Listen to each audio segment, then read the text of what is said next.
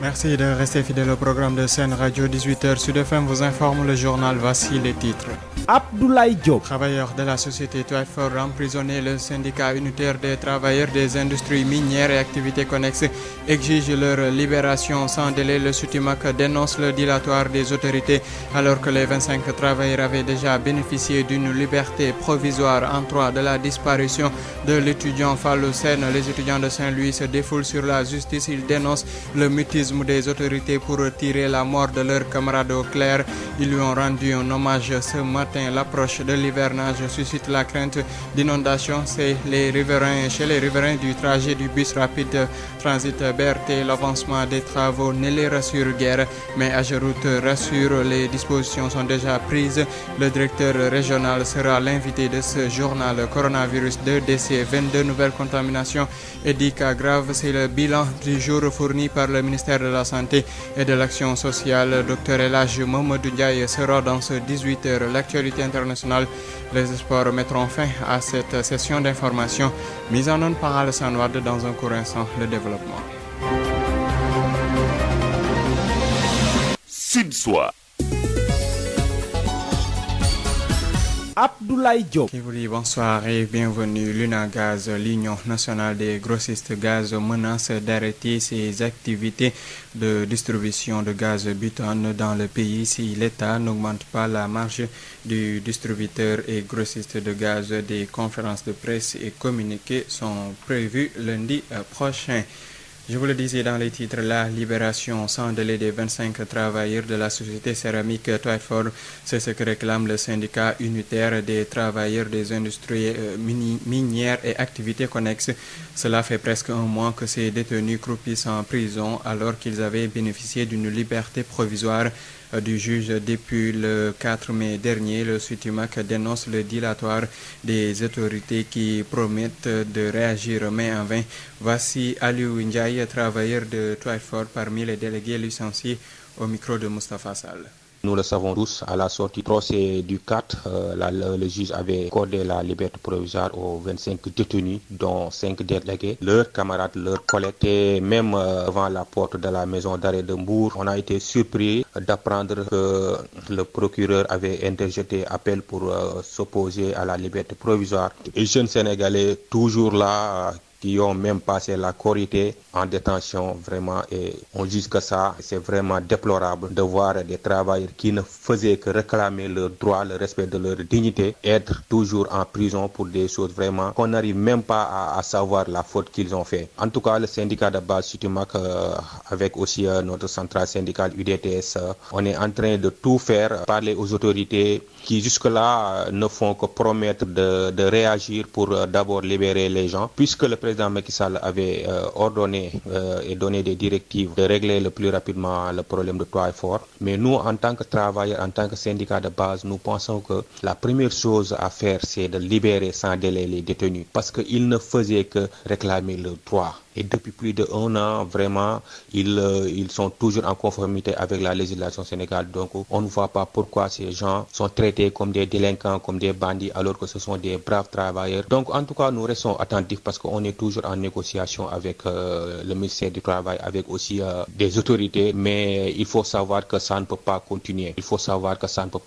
Donc, on va attendre le début de semaine. S'il n'y a pas d'avancée par rapport à leur liberté, mais aussi par rapport à la réintégration de tous les travailleurs qui sont licenciés, vraiment, on va encore avec notre centrale syndicale adopter un autre plan d'action. Ailleurs de Twyford, au micro de Moustapha Sall, redynamisation du centre d'enseignement professionnel de Thiès. Les ressortissants du premier centre de formation ferroviaire du Sénégal en association décident d'accompagner le CEP pour se coller à la modernité et offrir de meilleures opportunités de formation et d'insertion pensionnaire. Babacar Ndao. Principal centre de formation des cheminots du Sénégal, jusque dans les années 70, le centre d'enseignement professionnel de Thiès continue d'accompagner des milliers de jeunes Sénégalais, mais mérite un coup de pouce de ses anciens. Maya Simba, membre fondateur de l'association des sortants du centre d'enseignement professionnel de Thiès. Aujourd'hui, nous n'avons pas le droit quand même de baisser les bras et conséquemment, nous avons au moins le devoir de déloger en quelque sorte à cet établissement-là. Tout ce qu'on nous a enseigné, nous avons le devoir quand même de faire un retour d'enseignement pour permettre à nos plus jeunes vraiment de jouir et d'avoir les mêmes possibilités que nous avions eues dans le temps. Nous pensons vraiment amener le maximum de moyens possibles à l'école. Nous allons surtout nous appuyer sur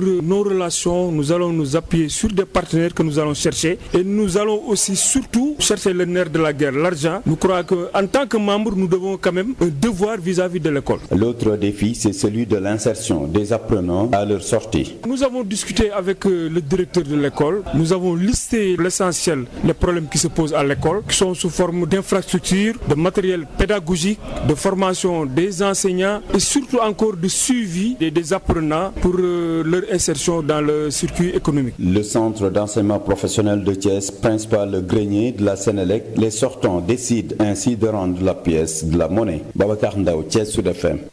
Babacar Ndao, merci. À Saint-Louis, un récital de Coran a été organisé ce matin en hommage à la mémoire de l'étudiant Mohamedou Falloussène, tué par balle, si vous vous rappelez, le 15 mai 2018, lors d'affrontements entre étudiants et forces de l'ordre. Aujourd'hui, 3 ans après, les étudiants de l'université Gaston Berger continuent de réclamer justice pour leurs camarades. La coordination des étudiants de Saint-Louis a sorti ce samedi donc un communiqué dans ce sens pour fustiger la léthargie notée dans ce dossier et condamner le mutisme des autorités. Les détails avec Yves Tendeng. Ils ne sont pas prêts du tout d'oublier leur défunt camarade étudiant Mohamedou Falloussène, tué par balle il y a de cela 3 ans, jour pour jour. Ils, ce sont bien sûr les étudiants de l'université Gaston Berger de Saint-Louis qui continuent toujours de réclamer justice pour leurs camarades tombés, disent-ils, pour la cause de l'étudiant. Dans un communiqué sorti en cette journée de commémoration de son décès, la coordination des étudiants de Saint-Louis y réitère ses condoléances les plus attristées à la famille du défunt ainsi qu'à toute la communauté estudiantine du pays. Ses membres en ont profité d'ailleurs pour attirer l'attention de l'opinion nationale et internationale sur l'attitude feinte et le manque de sérieux observé à l'endroit des autorités judiciaires en charge du dossier de leurs défunts camarades. En effet, après 3 ans de revendications pour que lumière soit faite sur ce qu'ils qualifient de crimes macabres et odieux et que aussi sanctions soient à la hauteur de l'affront, ces étudiants de l'université Gaston Berger de Saint-Louis se disent aujourd'hui être au regret de constater aucune avancée dans ce dossier. Une léthargie notoire de la justice que dénonce jusqu'ici la coordination des étudiants de Saint-Louis.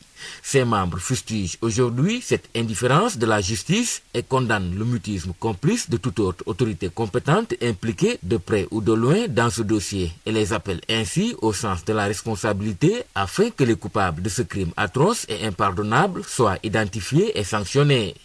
Toutefois, la commission sociale des étudiants de l'UGB de Saint-Louis, quant à elle, a organisé dans la matinée un récital de Coran au niveau du complexe Mohamedou Falloussène où des prières ont été formulées pour le repos de son âme. Saint-Louis, Yves Tendeng, Sud FM. 18h09, la suite du journal. L'hivernage s'approche et les travaux du BRT qui sont en cours inquiètent les populations et les craignent vivre le pire des inondations si jamais l'hivernage débute avant la fin du chantier. Odile Minkilan, reportage. L'hivernage hante déjà le sommeil de certains Dakarois, en particulier les riverains de l'axe du BRT. Ça n'avance pas du tout actuellement et voilà, donc on ne sait pas à quel sens jouer actuellement. Donc si jamais c'est pas terminé avant l'hivernage, c'est sûr que tout le quartier sera inondé. Reste d'avoir des problèmes. Vraiment, c'est inquiétant. Déjà, ce qu'ils ont fait là, c'est pas du tout bon. Et ça sera encore pire avec l'hivernage. Il y a de quoi s'inquiéter si toutefois l'hivernage arrive et que les travaux du BRT ne se terminent pas. Mais ces citoyens restent optimistes. J'espère que ça peut aller parce que l'hivernage, ça reste à peu près 1 mois, 2 mois environ. Et qu'on espère que les travaux s'achemineront dans de bonnes conditions.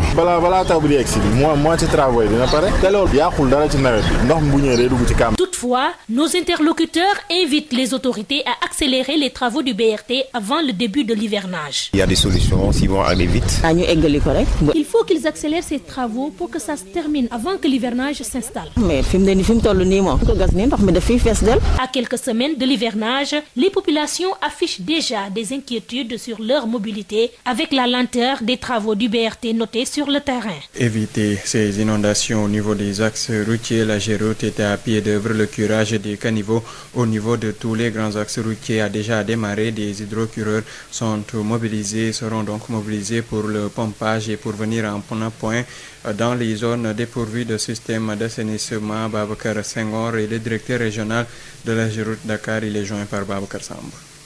Chaque année, la Géroute déploie une équipe pour le curage de son réseau routier sur environ 150 km. Donc c'est un marché qui est attribué cette année à l'entreprise Vicas, qui a déjà démarré depuis le début de semaine le curage pour 2-3 mois. Et donc ce sont pour tous les grands axes qui sont concernés, que ce soit la Corniche, la Vélène, la route nationale, Padoue Aéroport, et un peu dans la banlieue du côté de Jaxaay.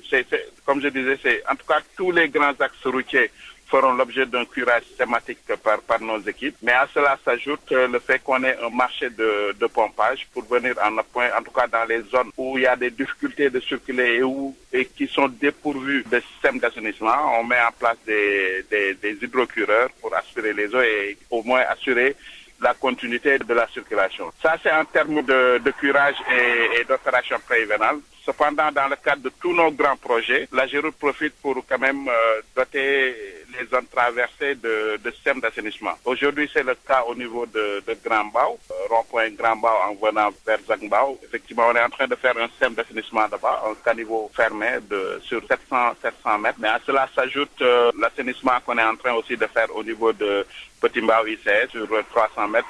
Tout ceci dans le but d'assurer une continuité sur la nationale. Parce que comme vous le savez, en plus de l'autoroute à péage, cette nationale-là est très stratégique en termes de circulation. Donc on fait en sorte que cette nationale-là puisse être complètement hors d'eau. Babacar Senghor, directeur régional de la Géroute, sera l'invité de ce 18h. L'hivernage 2021, l'État se prépare pour une bonne anticipation. Le comité national de gestion se réunit la semaine prochaine. Toutes les structures opérationnelles seront présentes. Des propositions attendues pour la consolidation des actions prioritaires 2021. Babacar Samb. L'État du Sénégal mobilise déjà ses troupes pour une bonne gestion intégrée et de mise en cohérence de ses activités dans le cadre de la prévention des risques d'inondation. À cet effet, le Comité national de gestion des inondations se réunit la semaine prochaine après un léger retard causé par le Ramadan. Il sera présidé par le ministre de l'Eau et de l'Assainissement. Cette rencontre permettra de mettre sur orbite les différentes structures opérationnelles, notamment ONAS, Brigade nationale des sapeurs-pompiers, le Service national d'hygiène, la Direction de la protection civile et d'autres structures connexes comme la SONES. Des propositions seront faites, des recommandations attendues pour consolider la matrice d'action prioritaire 2021, avec une enveloppe financière qui sera arrêtée pour la mise en œuvre. Au niveau des zones de projet, c'est-à-dire où des travaux sont engagés comme Keur Massar, l'ADEME avec le projet de gestion des eaux pluviales et d'adaptation au changement climatique PROGEP 2, ONAS, APIX et les autres agences en action vont devoir prendre des mesures conservatoires capables d'atténuer les dégâts en cas de pluie exceptionnelle. Cela nécessite également une bonne maîtrise des prévisions météorologiques. L'ANACIM est interpellée en ce sens.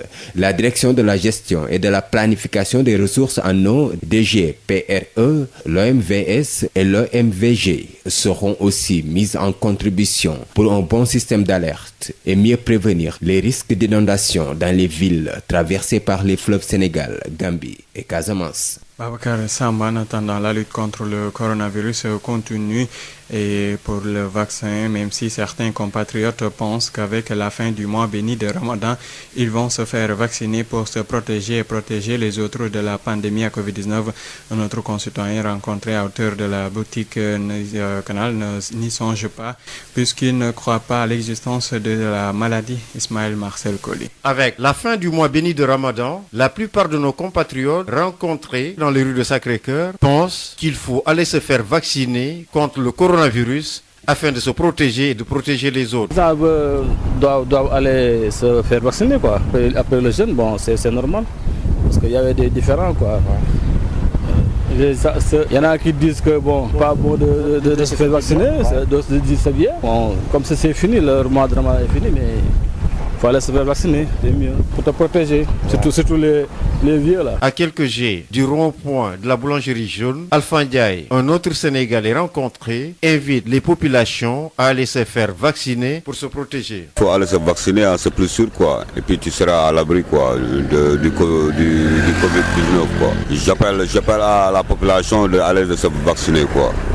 Ouais, franchement. Tout le contraire de cet homme rencontré à la boutique de Canal plus Horizon. Pour lui, pas question de se faire vacciner puisqu'il ne croit même pas à l'existence d'une telle maladie. Sincèrement, je ne le ferai pas parce que je ne crois pas. Je ne crois pas à ce Covid-là. Je ne crois pas, je ne me vaccinerai pas, moi et toute ma famille, sincèrement. Vous avez vu des inconvénients par rapport à ça? Oui, en étudiant l'État islamique, je sais que ça, c'est une commune falsifiée et planifiée par les sionistes. Ils sont tous des éléments de désastre et moi je ne suis pas. Je suis un musulman, je crois à Dieu, je ne me vaccine pas, je ne crois pas à cette maladie, donc je ne crois pas à ce Covid-là, je ne vais pas me vacciner. C'est pour ça que vous me voyez sans masque, je ne porte pas de masque, je ne crois pas à ça. Après le premier jet de 200 000 doses de Sinopharm de la Chine offert au Sénégal, la Chine a encore mis à la disposition du Sénégal 300 000 nouvelles doses de Sinopharm vendredi et 300 800 seringues. Les 200 000 G avaient permis au Sénégal de démarrer la campagne de vaccination contre le nouveau coronavirus, mais aussi d'être l'un des premiers pays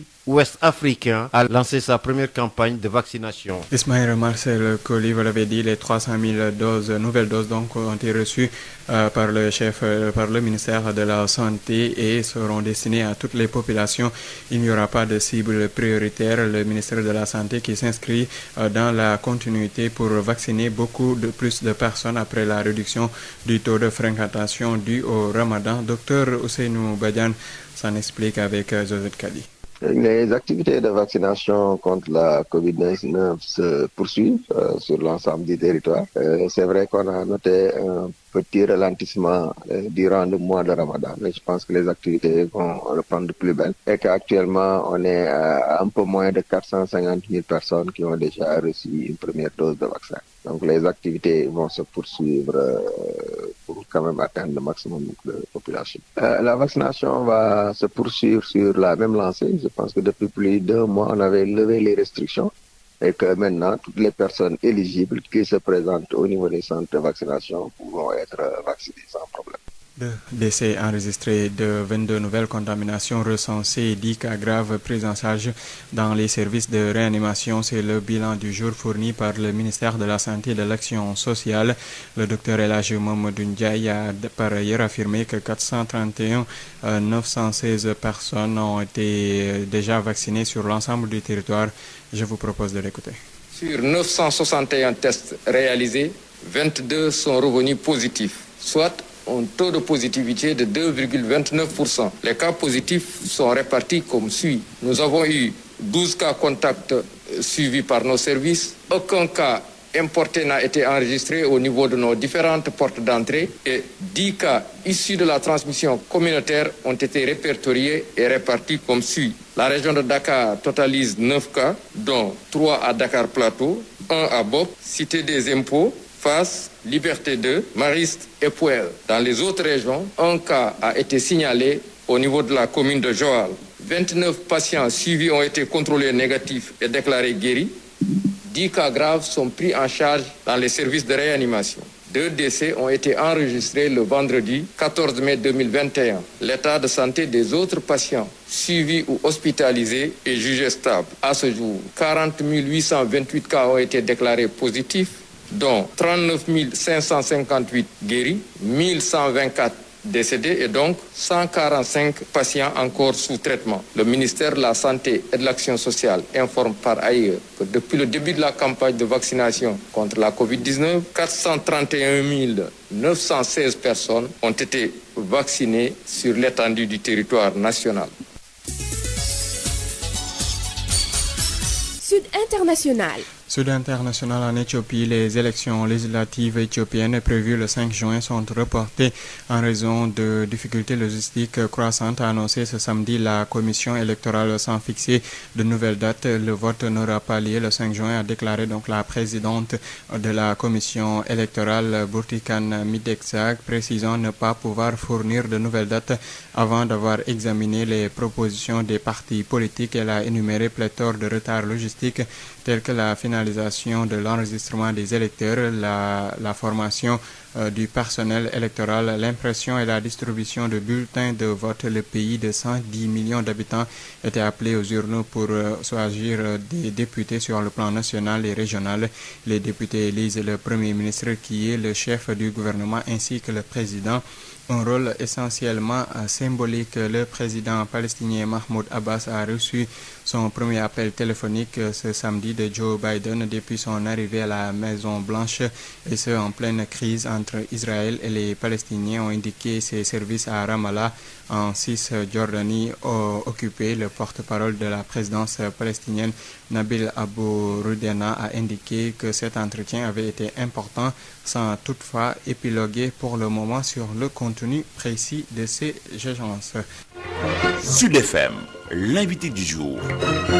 L'invité du jour, je vous le disais donc, c'est Babacar Senghor. Il est le directeur régional de l'AGEROUTE. Il s'entretient avec Babacar Senghor. Babacar Senghor, bonjour. Vous êtes le directeur régional de AGEROUTE Dakar. Oui. L'hivernage approche et aujourd'hui l'une des préoccupations, c'est les travaux déjà engagés au niveau de certaines localités, des localités considérées comme zones à risque. Alors, quels sont les dispositifs pris pour parer à tout dégât en cas de pluie exceptionnelle? Écoutez, merci de me donner l'occasion de présenter un peu le programme qu'on développe annuellement par rapport à l'hivernage. Je rappelle juste que l'AGEROUTE est le gestionnaire du réseau routier, et quand on dit réseau routier, on parle aussi d'assainissement routier. C'est dans ce cadre que chaque année, l'AGEROUTE déploie une équipe pour le curage de son réseau routier sur environ 150 km. Donc c'est un marché qui est attribué cette année à l'entreprise Vicas, qui a déjà démarré depuis le début de semaine le curage pour 2-3 mois. Et donc ce sont un peu tous les grands axes qui sont concernés, que ce soit la Corniche, la Vélène, la route nationale, Padoua Aéroport, et un peu dans la banlieue du côté de Djahaï. Comme je disais, en tout cas tous les grands axes routiers feront l'objet d'un curage systématique par nos équipes. Mais à cela s'ajoute le fait qu'on ait un marché de pompage pour venir en appoint, en tout cas dans les zones où il y a des difficultés de circuler et qui sont dépourvues de systèmes d'assainissement. On met en place des hydrocureurs pour aspirer les eaux et au moins assurer la continuité de la circulation. Ça, c'est en termes de curage et d'opération préhivernale. Cependant, dans le cadre de tous nos grands projets, l'AGEROUTE profite pour quand même doter les zones traversées de systèmes d'assainissement. Aujourd'hui, c'est le cas au niveau de Grand Mbao, rond-point Grand Mbao en venant vers Zangbao. Effectivement, on est en train de faire un système d'assainissement là-bas, un caniveau fermé sur 700 mètres. Mais à cela s'ajoute l'assainissement qu'on est en train aussi de faire au niveau de Petit Mbao ICS sur 300 mètres. Tout ceci dans le but quand même d'assurer une continuité sur la nationale. Parce que comme vous le savez, en plus de l'autoroute à péage, cette nationale-là est très stratégique en termes de circulation. Donc on fait en sorte que cette nationale-là puisse être complètement hors d'eau. Je signalerai qu'aujourd'hui, dans le cadre des travaux du BRT aussi, l'AGEROUTE est en train de mettre en place un système d'assainissement tout le long de ce couloir-là de 18 km.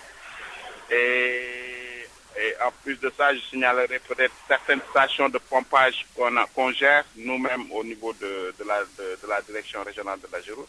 C'est la station de pompage du kilomètre 14 au niveau de Thiaroye, la station de pompage de Canal 4 et d'autres stations de pompage qu'on a construites et transférées à l'ONAS, parce que c'est à l'ONAS aussi de gérer ces stations-là. C'est la station de Finbig au niveau de Guédiawaye, celle de Massalikul Djinan aussi, qui a été transférée aussi à l'ONAS.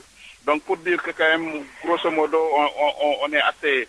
on est aujourd'hui assez déployé en termes de réseau d'assainissement et on cible vraiment les zones assez spécifiques et qui ne sont pas normalement du ressort géré par l'Office national de l'assainissement. Et vous gérez également les travaux de Castor? Oui, Cheikh Ahmadou Bamba, oui, parfaitement. Et là, la situation entre le sommeil des riverains ou bien des automobilistes, alors est-ce qu'il y a également une disposition conservatoire au niveau de Castor Bourguiba? Parfaitement. Comme je disais tantôt, dans le cadre de tous les grands projets, on intègre un volet assainissement.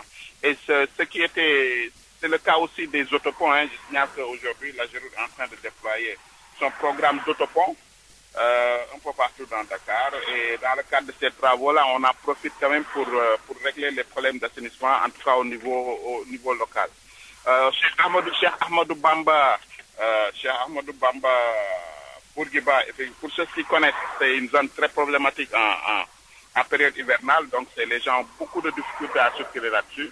Donc dans le cadre des travaux qu'on est en train de faire là-dessus, c'est de régler les problèmes d'assainissement en rapport avec ONAS. On est en train quand même de faire un travail là-dessus.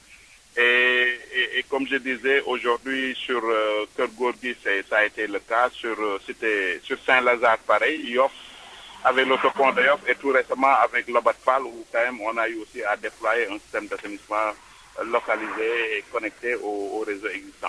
Et ce sera le cas aussi au niveau de Cambérène, avec l'autopont qui va démarrer là-dessus, mais également de Keur Massar qui est déjà entamé. Babacar Senghor, je vous remercie. Je rappelle que vous êtes le directeur régional de Ageroute Dakar. Abdoulaye Diop. Babacar Samb, merci. 18h27, c'est la fin de ce journal. Le rappel des titres. Travailleurs de la société Toitfort emprisonnés, le syndicat unitaire des travailleurs des industries minières et des activités connexes exige leur libération sans délai. Le SUTIMAC dénonce le dilatoire des autorités alors que ces 25 travailleurs avaient déjà bénéficié d'une liberté provisoire entrant de la disparition de l'étudiant Fallou Sène. Les étudiants de Saint-Louis se défoulent sur la justice. Ils dénoncent le mutisme des autorités pour tirer la mort de leur camarade au clair. Ils lui ont rendu un hommage ce matin. L'approche de l'hivernage suscite la crainte d'inondation chez les riverains du trajet du bus Rapid Transit. L'avancement des travaux ne les rassure guère, mais Ageroute rassure des dispositions sont prises pour éviter des inondations. Coronavirus, 2 décès, 22 nouvelles contaminations et 10 cas graves. C'est le bilan du jour fourni par le ministère de la Santé. Dr El Hadji Mamadou Ndiaye était dans ce 18h. Ce journal vous a été présenté avec un réel plaisir par Abdoulaye Diop. Merci à Alassane Wade pour l'appui technique. Merci également à vous pour l'oreille attentive. L'info revient à 21h et à 22h pour la suite de Sud Soir. D'ici là, passez d'excellents moments en compagnie du choix de la différence, la 98.5 Dakar.